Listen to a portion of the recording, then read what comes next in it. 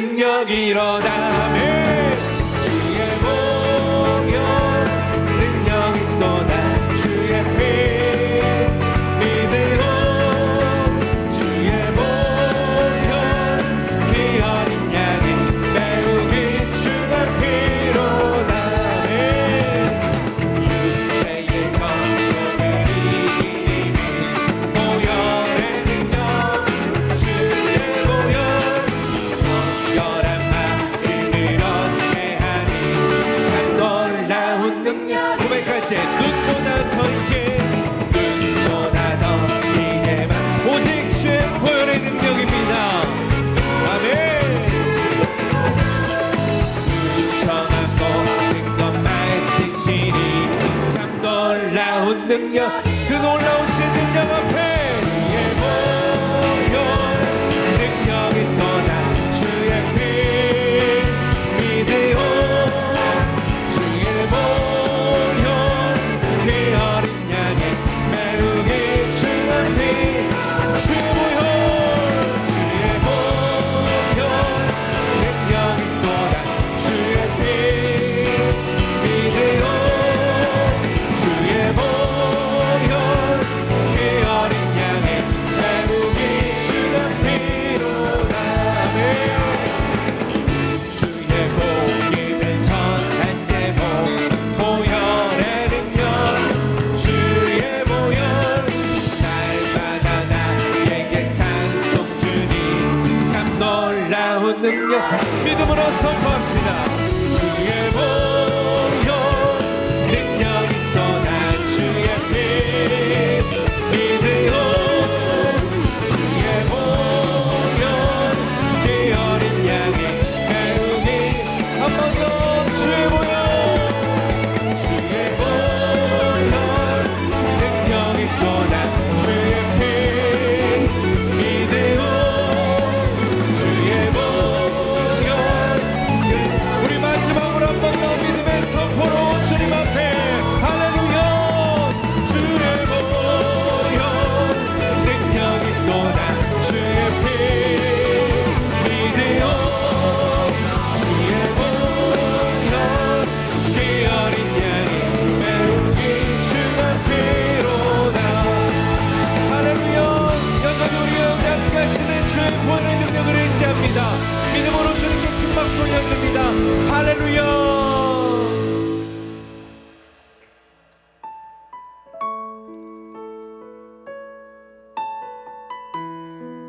우리 유일한 능력과 소망 되시는 주님의 보혈을 의지하며 다시 한번 믿음으로 고백하기 원합니다.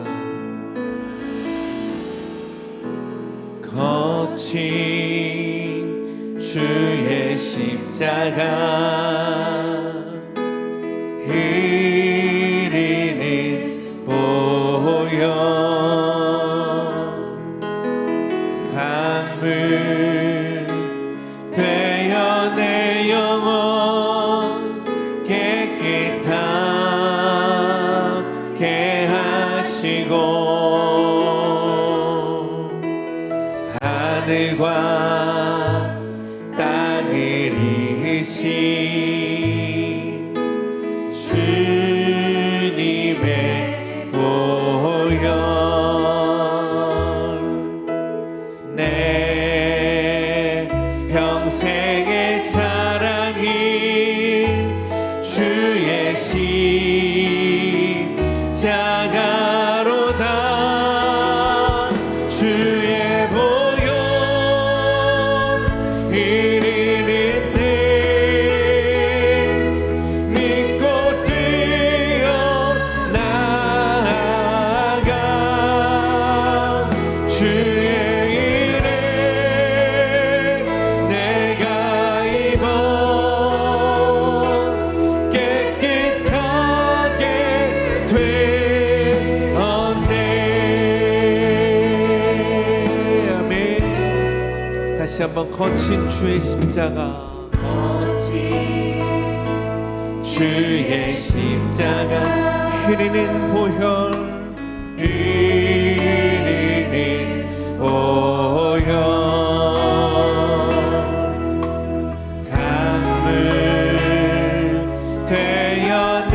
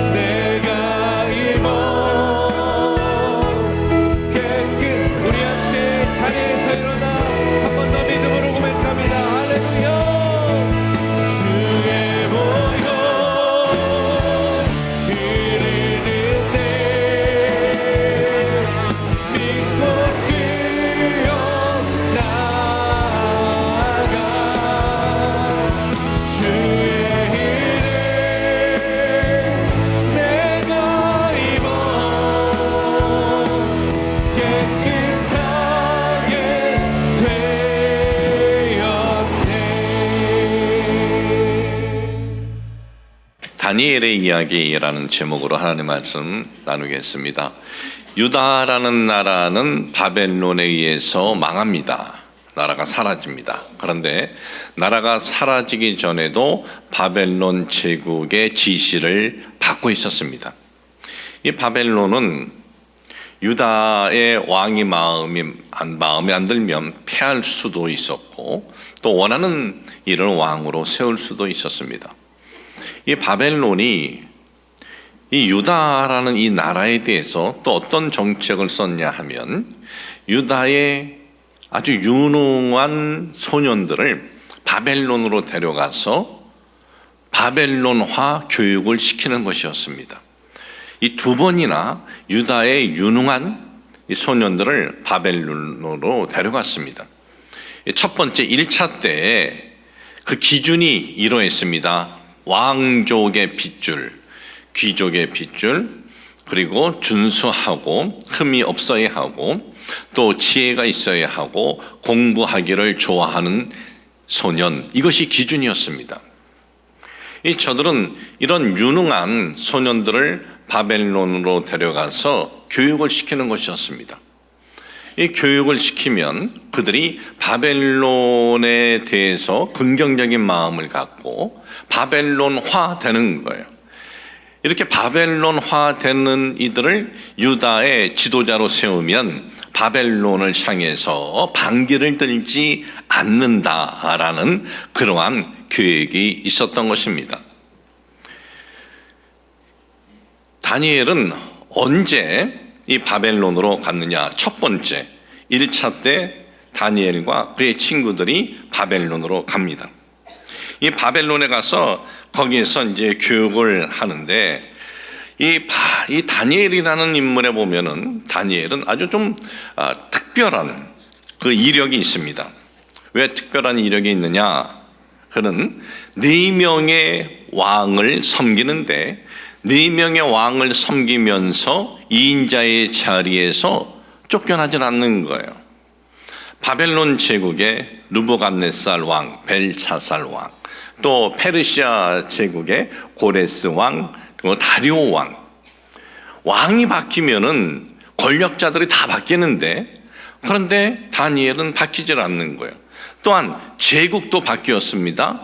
바벨론 제국이었다가 그 다음에 페르시아 제국, 나라가 완전히 뒤집어졌는데도 이 다니엘은 2인자로서의 자리에 계속 있는 겁니다. 아주 정말 특별한 이력이 아닐 수 없습니다. 과거도 그렇고 오늘날도 보십시오. 왕이 바뀌면, 최고의 지도자가 바뀌면 밑에 있는 권력자들은 다 바뀌어요. 과거에도 그렇고 지금도 그렇고 이것은 보통 이런 일들은 아주 일어나는 아주 보통 일들인데 그런데 이 다니엘은 정말 특별한 이력을 갖고 있습니다.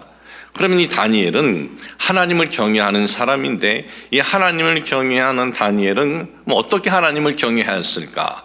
우리가 그 부분을 오늘 살펴봄으로써 이 다니엘이 하나님을 이렇게 경외했구나.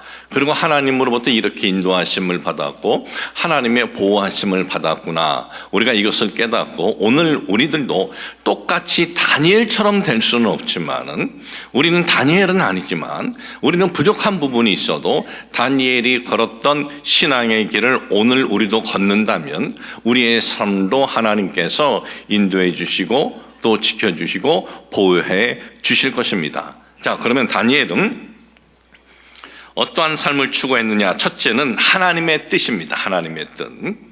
이 바벨론 제국으로 끌려간 이들은 바벨론화 되도록 교육을 받습니다.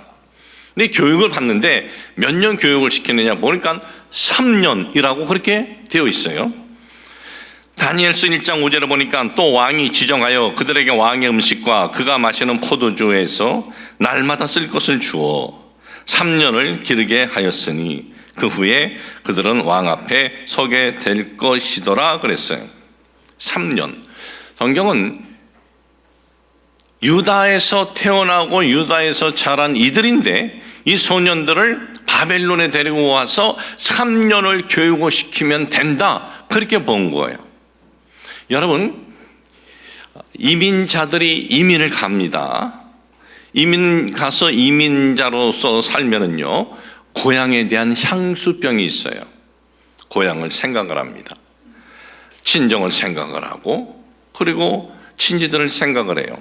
그런데 이 기간이, 향수병이 몇 년이 이 향수병이 있느냐? 3년이 넘으면 향수병은 자연스럽게 사라집니다. 저희 집사람은 이제 저랑 결혼하고, 그리고 미국 여기 대사관에서 미국 비자를 받아가지고 이민을 간 거예요. 미국으로. 이민을 가서 이민 땅에서 살아가는데 얼굴이 행복해 하질 않아요. 또 뭐 그렇게 심한 말도 아닌데 뭐 얘기를 하면은 눈물을 뚝뚝뚝 흘리고, 그리고 굉장히 외로워하는 거예요. 그러니까 친정을 그리워하면서 고향을 그리워하는 거예요. 그렇게 고향을 그리워하고 또 뭐 그렇게 화내고 속상한 일도 아닌데 속상해하고, 그리고 참 마음 아파하고, 이거 얼마나 갈까 했는데 3년 딱 지나니까 고향이 바뀌어져요. 3년 전에만 해도 한국을 생각을 그랬는데 3년 지나고 나서는 한국의 친정집에 이렇게 오면은요, 며칠 있으면 연락이 와요. 다 깝깝하다고, 빨리 다시 미국으로 가고 싶다고, 미국 편하다고. 아니, 내가 태어나고 내가 자란 땅인데. 그런데 3년이 지나면요, 이게 환경이 싹 바뀌는 거예요. 저는 우리나라의 코로나로 인해서 참 비대면 예배라는 것이 우리가 처음 겪어봤는데, 2020년 2월 마지막 주부터 우리 교회도 정부의 지침에 따라서 비대면 예배를 드렸어요. 예배당에 아무도 없이 저 혼자 여기 서가지고 설교를 하고, 그러면 유튜브로 이제 예배를 드리는 거예요.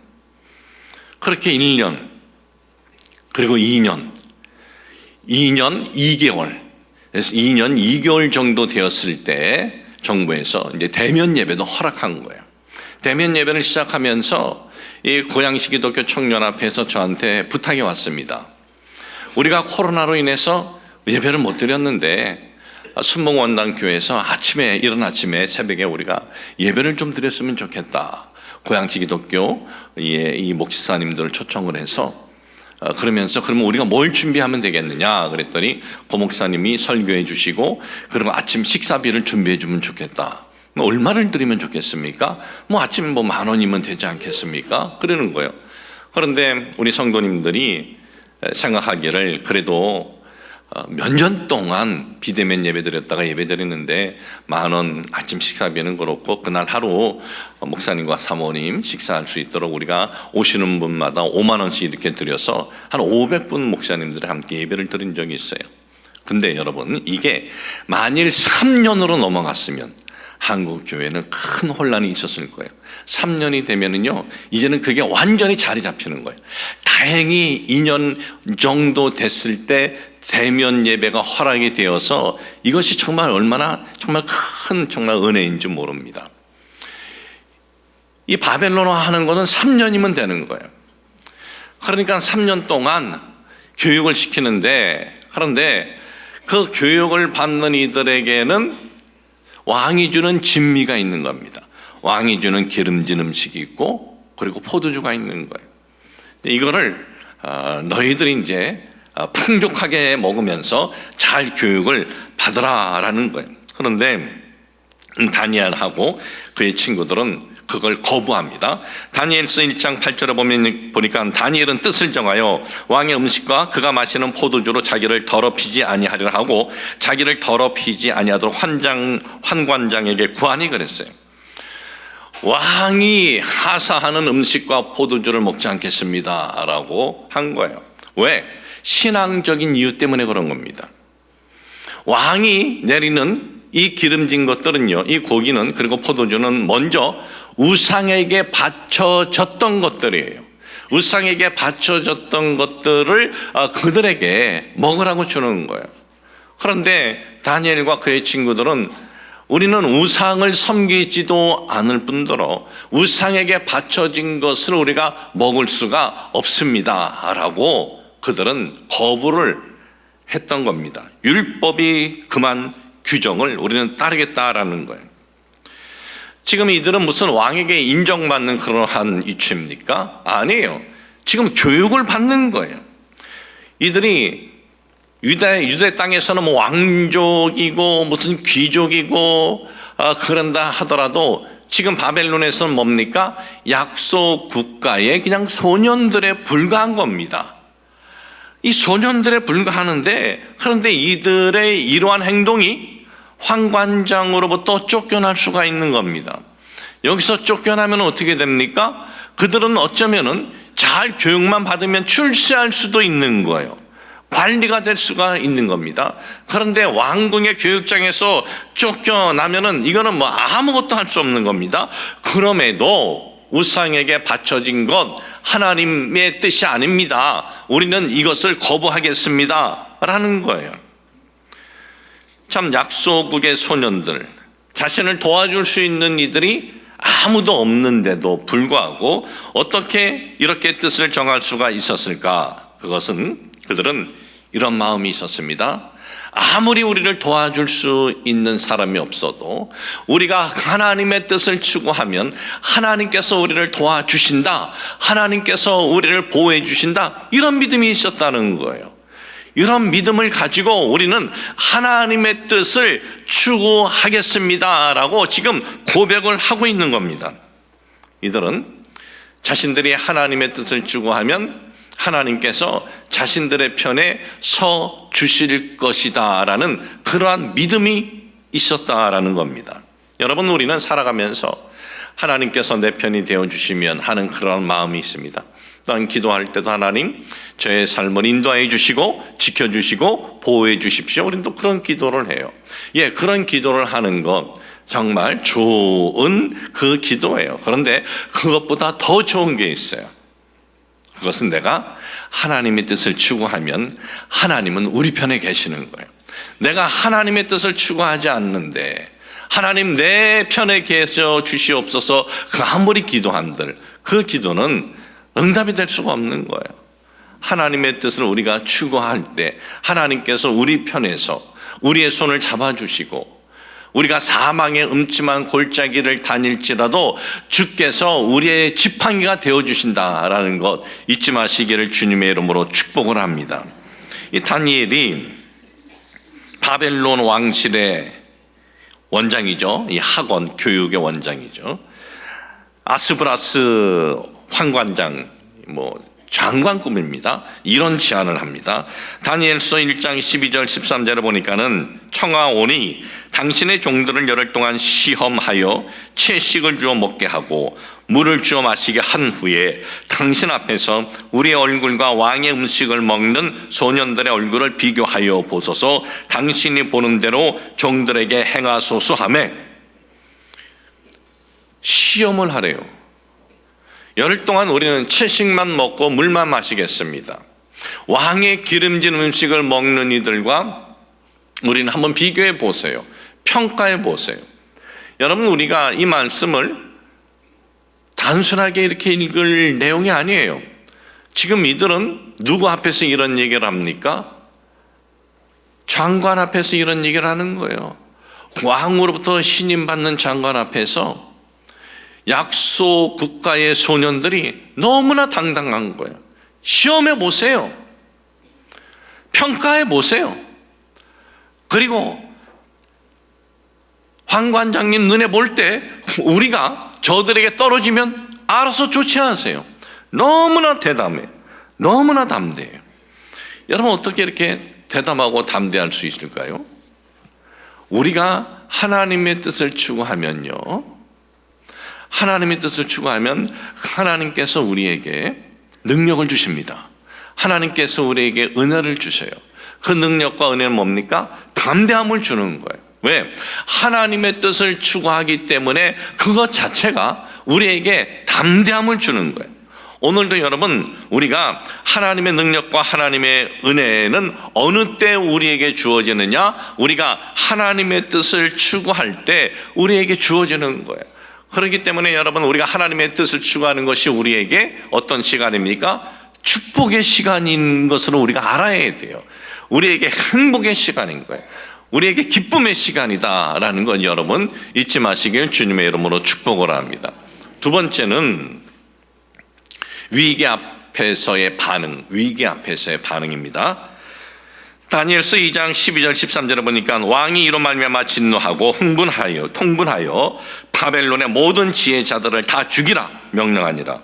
왕의 명령이 내림에 지혜자들은 죽게 되었고 다니엘과 그의 친구들도 죽이려고 찾았더라. 왕이 이 바벨론에 있는 모든 지혜자들, 여기서 지혜자들은 누구냐? 술객, 점쟁이, 박사, 이 모든 이들을 다 죽이라 그러는 거예요. 왜 갑자기 다 죽이라 그랬을까요? 왕이 한날 꿈을 꿨어요. 꿈을 꿨는데 꿈속에서 너무나 본인이 힘들어했던 겁니다. 깨어났는데 내용이 뭔지는 모르지만은 굉장히 힘들어했던 거예요. 도대체 내가 어떤 스토리의 꿈으로 그렇게 힘들어했지? 그러니까 깨고 나서도 너무나 마음이 불안한 겁니다. 왕이 명령을 내립니다. 내가 어제 꿈을 꿨는데 너무나 내가 힘들어했다. 너희들이 내가 무슨 꿈을 꿨는지 그거를 말하고 그리고 그 꿈을 해석해서 달라 그런 거예요. 그랬더니 점쟁이나 술객이나 지혜자들이 아니 왕이요, 꿈 내용을 말씀해 주십시오. 꿈 내용을 말씀해 줘야 우리가 풀을 수 있는 것 아닙니까? 그러니까 왕이 아니 왕이 이제 너희들 점쟁이 아니냐? 성경에 그런 말이 안 써져 있어요. 얘네들은 점쟁이고 술객이고 박사고 그리고 지혜자인데 아니 꿈을 얘기를 하고 푸는 건 누구든지 할 수 있는 건 아니겠습니까? 그러니 너희들이 미래를 보는 점쟁이고 술객이고 박사면 내가 꾼 꿈도 너희들이 알 것이고 그리고 그 꿈에 대한 해석을 하라 이런 거예요. 그러니 아무도 이거에 대해서 해결할 수가 없는 거예요. 아무도 해결할 수가 없어요. 이렇게 해서 이제 다 죽게 된 거예요. 그 안에 또 다니엘과 그의 친구들도 이제 포함이 된 겁니다. 저는 이 느부갓네살의 이런 그 처세가 그렇게 나쁜 처세가 아니다라는 생각이 듭니다. 왜냐하면 꿈 이야기를 하면 누구든지 풀 수가 있어요. 그런데 정말 미래를 안다면 꿈 이야기를 안 해도 그 꿈을 알아야 하고 그리고 그 꿈에 대해서 해석도 하라. 이거 굉장히 그 처세가 아주 탁월한 처세인 것 같습니다. 얼마 전에 어떤 목사님이 저에게 전화가 왔습니다. 그 목사님, 어떤 목사님이 어떤 단체가 있는데 그 목사님이 자기한테 연락이 왔대요. 뭐라고 연락이 왔냐면 고경한 목사한테 좀 전해달라고. 그 단체를 이끌어가는 그 목사님이 하나님으로부터 계시를 받았대요. 고경한 목사가 심호하는 순복음 원단교에서 집회를 하라고 계시를 받았다고 저한테 얘기해 달라는 거야. 그래서 먼저 이 사람의 정체가 뭔가 좀 찾아봤더니 집회를 할 때 하얀 왕복을 주로 입고 뭐 이렇게 투시도 잘한다고 그러고 왜 남을 보려 그래? 지나 보지. 투시도 잘한대요. 또 잘 쓰러뜨린대요. 아니 지나 쓰러지면 또 남을 쓰러뜨리나. 저하고는 완전히 이 다른 어떤 신앙관을 가진 분인데 그래서 제가 이렇게 얘기하라 그랬어요. 하나님께서 우리 교회에 집회하라고 그런 계시를 그분에게 주셨다고 하는데 나에게는 안 주셨다. 그래서 나에게 아니 우리 교회에서 하면 하나님 나에게 주셔야지 왜 그 사람한테 하냐. 무슨 당구도 아니고 하나님 나한테 직접 주실 텐데 뭐 여기저기 쳐서 맞히는 거 그런 거도 아니고 그렇게 얘기하라 그랬더니 그 다음부터는 아무 얘기가 없대요.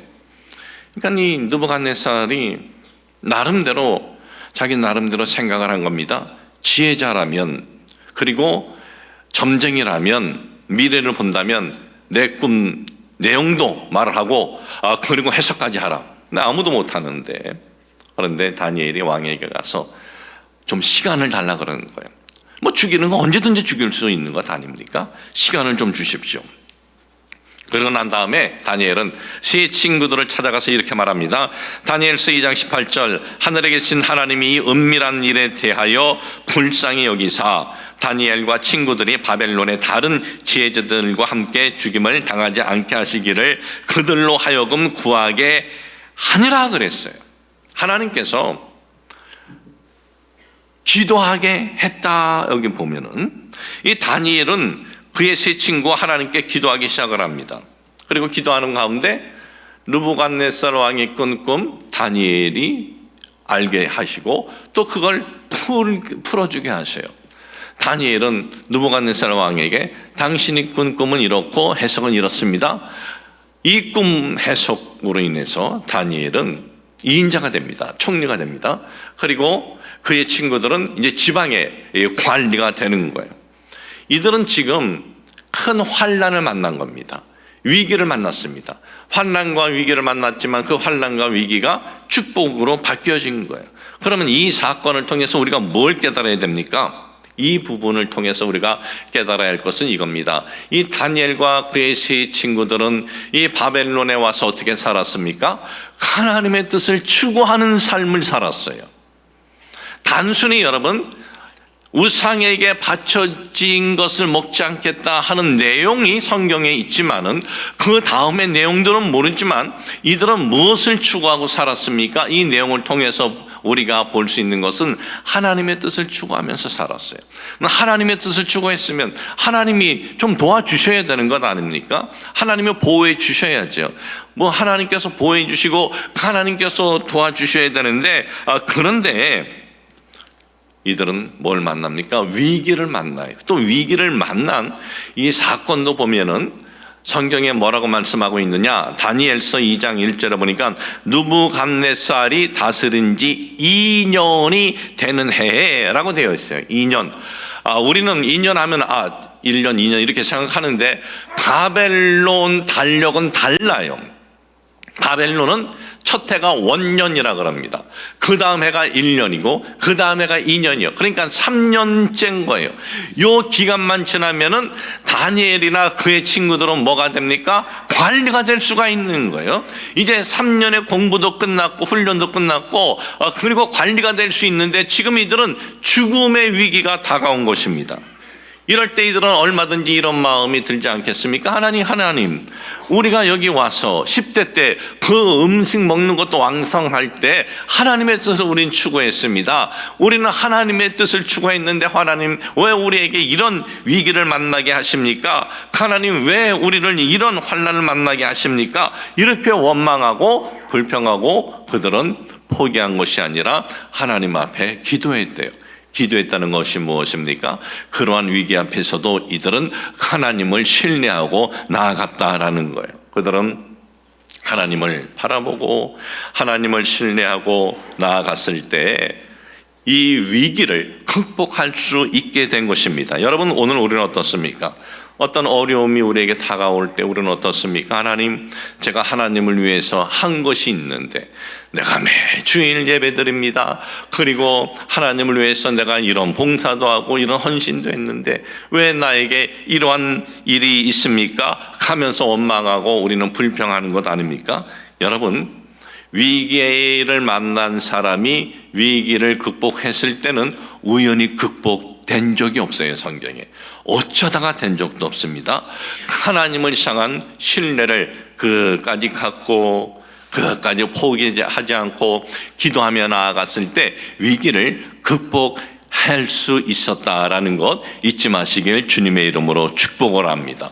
오늘 위기 가운데 있습니까? 다니엘의 위기 앞에서 이 반응을 여러분 잘 살펴보시고 그리고 이 모습을 여러분 쫓으시기를 바랍니다. 세 번째는 끝까지 감사입니다. 끝까지 감사. 이 다니엘은 바벨론의 느부갓네살 왕을 섬겼고 그리고 자신은 2인자가 되었고 그리고 벨사살 왕 때도 2인자였습니다. 바벨론 제국이 망해버렸습니다. 페르시아 제국이 일어났습니다. 페르시아 고레스 왕, 그 다음에 이 다리오 왕 때 페르시아 제국은 아주 어마어마한 제국이었습니다. 다니엘은 4명의 왕이 있는 데서 이 총리의 자리를 늘 그는 지켰는데, 그런데 어떻게 이렇게 그는 신뢰받을 수 있었느냐? 그는 자신의 지위를 이용해서 어떤 보상이나 어떤 그 권력을 가지고 특권을 구하지 않았기 때문입니다. 이제 바벨론은 망했습니다. 페르시아 제국의 시작이 되었습니다. 이 페르시아는 너무나 큰 제국이라 이 다리오 왕이 큰 제국을 다스리는데 3명의 총리를 두었는데, 그 3명의 총리 중에 다니엘을 수석 총리로 삼은 거예요. 여러분, 다니엘서 볼 때 왕으로부터 신임 받아서 이렇게 되었구나, 우리는 단순히 이렇게 생각을 하는데, 그런데 여러분, 페르시아 핏줄이 볼 때는 얼마나 속이 뒤집어지겠습니까? 다니엘이 무슨 페르시아 핏줄의 출신입니까? 무슨 바벨론하고 뭐 연관되어 있습니까? 나라가 망해버렸어요. 이때는 유다는 이제 사라졌어요. 그러니까 사라진 나라의 핏줄이 대페르시아 제국의 수석 총리가 되어버렸으니 페르시아 제국의 핏줄 출신들이 얼마나 속이 뒤집어지겠습니까? 여러분, 그러면 우리 민족은 안 그런 것 같아요? 자, 보십시오. 지금 동남아시아에는 우리나라로 일하러 들어온 분들이 굉장히 많대요. 뭐 몇백만 명이라고 그렇게 얘기하는데, 왜냐하면 우리는 그냥 몸으로 이렇게 노동으로 하는 일들을 안 하려고 한다고 그럽니다. 그럼 그들이 와서 일을 하는데 그들은 아주 기쁘게 일을 한대요. 왜? 한두 달 일하면 1, 2년 거기서 먹고 살 거를 벌어갈 수 있으니까. 그러면 우리가 그들을 볼 때 어떻게 봅니까? 우리보다 낮은 민족, 우리는 배움도 있고 우리는 가진 것도 있고 우리는 잘 사는 민족, 저들은 낮은 민족, 우리가 그런 눈으로 보지 않나요? 여러분, 사람을 어떤 그런 외모적으로 평가하는 마음이 들 때 얼렁 마음을 우리가 새롭게 해야 돼요. 그런 마음은 하나님께서 바라시는 마음이 아니에요. 민족이 우리보다 낮아도 우리는 그 하나님의 백성으로서 같이 우리가 이렇게 봐야지, 차별로 보면 우리는 안 됩니다. 그런데 지금 페르시아 이 출신들은 아주 기가 막힌 거죠. 기가 막혀서 정말 환장을 노리신 거죠. 이 환장이 뭔지 아세요? 저도 몰랐다가 엊그저께 알았어요. 장이 거꾸로 쓰는 게 환장이래요. 장이 이렇게 돼 있는데 이게 뒤집어지는 게 환장이래요. 참 표현도 우리나라 사람은 참 잘하는 것 같아요.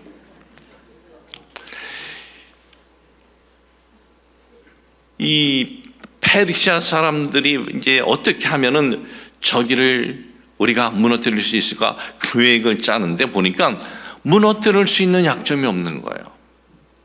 그런데 보니까 매일같이 기도하고 있는 거예요. 하루 3번을. 우리가 이렇게 모함을 하자. 다리오 왕에게 찾아가서, 왕이요, 우리가 한 달만 우리 왕만을 찬양하고 왕에게만 기도할 수 있는 우리 그 시간을 가지십시다. 만일 그 한 달 기간에 다른 누구에게 기도하거나 그러면 사자굴에 던집시다. 왕은 자기를 찬양하고 높이니까 이것이 음모인지도 모르고 그렇게 하라 그리고 꽝 조서를 찍었습니다. 조서를 딱 찍었는데 그런데 다니엘은 이 모든 것을 알고도 어떻게 했습니까? 다니엘서 6장 10절에 보니까 다니엘이 이 조서에 왕의 도장이 찍힌 것을 알고도 자기 집에 돌아가서는 윗방에 올라가 예루살렘으로 향한 창문을 열고 전에 하던 대로 하루 3번씩 무릎을 꿇고 기도하며 그의 하나님께 감사하였더라. 여기 조서에 왕의 도장이 찍힌 것을 알고도 이렇게 되어 있어요.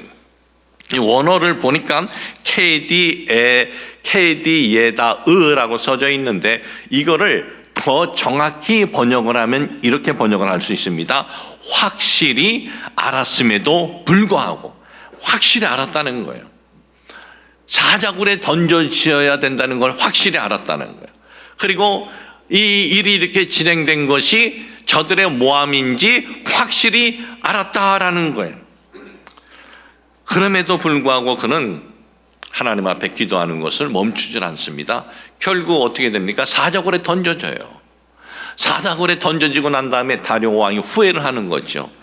아, 다니엘을 모함을 하려고 저렇게 한 거구나 하면서 밤잠을 자지 못하고 이른 새벽에 사자굴에 이제 갑니다. 사자굴에 가서 왕이 이러는 거예요. 다니엘아, 네 하나님이 사자들에게서 너를 능히 구원하였느냐 그러는 거예요. 그러자 그 사자굴에서 소리가 들립니다. 왕이여 만수무강하십시오. 왕은 다니엘 사자굴에서 나오게 하고 그리고 모함한 이들을 사자굴에 던져버립니다. 왕은 조서를 내립니다. 더욱더 다니엘을 인정하고 높이는 조서를 내립니다. 자, 그러면 이 이야기를 통해서 여러분 우리가 무엇을 우리가 볼 수 있느냐? 대적자들의 음모, 자기가 지금 큰 위기에 처한 것들에 대해서 확실히 알았어요. 알았음에도 어떻게 했습니까? 감사했다는 거예요. 감사. 하루에 3번 기도하는데 아침에도 어떤 내용으로 기도했는지 모르겠습니다. 그러나 감사가 빠지지 않았습니다. 점심에도 기도하고 감사가 빠지지 않았고 저녁에도 기도하고 감사가 빠지지 않았다라는 거예요. 그런데 사자굴에 던져지기 전에 다니엘이 어떤 마음이 들었겠습니까? 아니, 이런 그 관계는 하나님이 미리 막아주실 수 있는데 그런 마음 들지 않겠습니까? 이런 이 교활한 것들의 관계 하나님이 미리 막아주실 수 있는데 하나님 왜 이렇게 모든 위험을 다 당하도록 그대로 계셨습니까? 그런 마음 들지 않겠습니까? 그런데 다니엘은 그럼에도 감사했다라는 거예요. 다니엘을 없애고자 하는 이들은 다니엘이 기도는 하는데 어떤 내용으로 기도하는지는 알지를 못했습니다. 근데 성경은 우리에게 가르쳐주고 있어요. 다니엘은 그런 환경에서도 감사했다는 거예요. 여러분, 우리가 좋은 환경 만날 때 우리는 그냥 감사 기도해요. 또 우리가 그냥 평범한 일 있을 때도 감사해요. 그러면 우리에게 어려움이 있고 힘든 일이 있고 그리고 답답한 일이 있을 때 우리는 감사 기도를 해보았습니까? 성경은 말씀하고 있습니다. 감사 기도해 보라 이거예요. 그럴 때 그 어려운 환경이 우리를 쓰러뜨리는 것이 아니라 그 어려운 환경에서도 하나님의 인도하심을 우리가 소망하게 되고 하나님의 보호하심을 우리가 희망하게 된다라는 것입니다. 다니엘의 승리의 비결은 감사에 있었다라는 것입니다.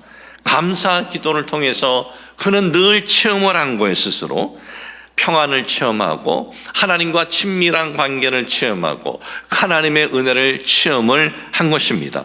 사랑하는 성도 여러분, 이러한 모함 앞에서도 감사가 얼마나 소중한가를 우리에게 보여주고 있습니다. 오늘도 다니엘이 체험한 평안, 기쁨, 응답, 또한 하나님과의 친밀한 은혜, 우리가 감사할 때 우리에게도 체험이 임한다라는 것 잊지 마시기를 주님의 이름으로 축복을 합니다. 하나님 아버지, 저희들 환경이 좀 우리 편이 아닐 때라도 하나님 앞에 감사하며 나아가게 하여 주시옵소서. 우리가 살아가면서 좀 부족한 부분이 있어도 우리 주님의 뜻을 추구하는 것이 우리에게 축복이고 행복임을 잊지 않도록 하여 주시옵소서.